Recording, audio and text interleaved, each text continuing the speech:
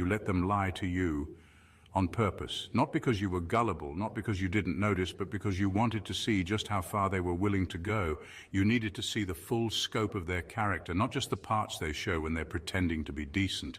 And nothing reveals a person faster than giving them the space to lie while you pretend not to notice.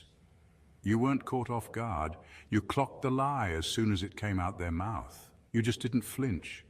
You let them believe they were getting away with it. You watched them pile on more lies, one after another, not realizing you were keeping receipts, not physical ones, but spiritual ones. You were taking mental screenshots, storing patterns and connecting dots. You weren't hurt by the lie, you were disappointed by how easy it was for them to look you in the eye and do it. But you needed that disappointment. You needed to know the truth of who they were when they thought you weren't paying attention.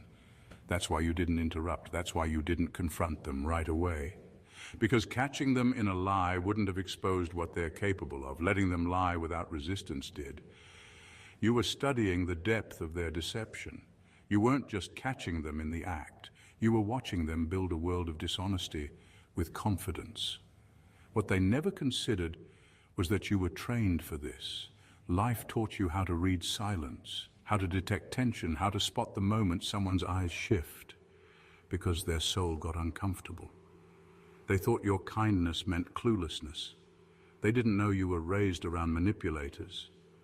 So you became fluent in the language of lies a long time ago. You just stopped speaking it. Now the truth is out and they're stunned. They can't believe you knew all along, but that's the part that stings the most for them. Not that they lied, but that you let them lie and still kept your power. You didn't expose them on their timeline. You waited until the damage was already done to them, and now there's no coming back from it. You let them walk into their own trap, smiling.